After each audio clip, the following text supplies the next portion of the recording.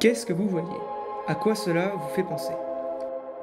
Mais enfin, c'est un paysage de William Turner. Un paysage? Et ça, c'est un paysage peut-être? Eh bien justement, nous n'en sommes pas très loin. Reprenons depuis le début. Dans l'Angleterre du 19e siècle, époque de William Turner, les gens ressemblaient plutôt à cela.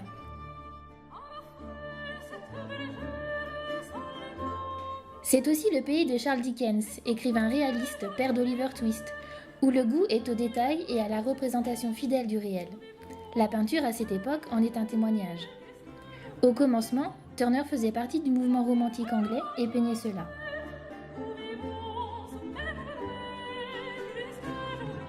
Mais Turner, c'est aussi ça. Il s'éloigne peu à peu de ce romantisme anglais pour se concentrer avant tout sur le travail des couleurs et de la lumière. En effet, sa démarche privilégie les émotions et la réaction du spectateur.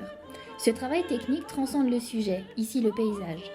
Toutefois, Turner ne sera pas le seul à s'éloigner de la peinture réaliste au profit des émotions.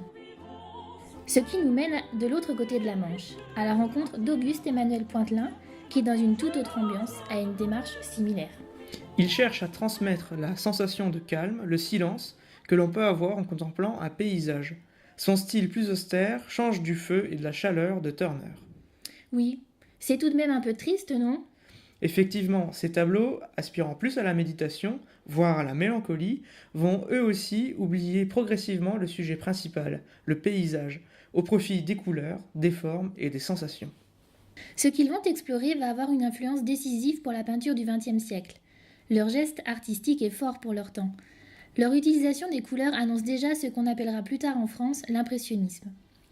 Ce que Turner et Pointelin ont initié va être donc poursuivi par les mouvements suivants, en se séparant d'abord d'une représentation réaliste du paysage au profit des sensations, comme avec l'impressionnisme, puis menant à une perte progressive du paysage.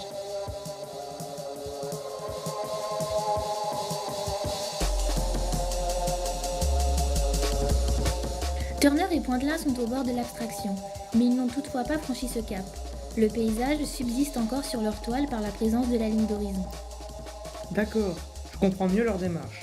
Ainsi, par ce dernier lien au réel, qui est la ligne d'horizon, ces tableaux sont des paysages, précurseurs des mouvements du XXe siècle. Ce même XXe siècle qui fera voler en éclats cette dernière marque du réel.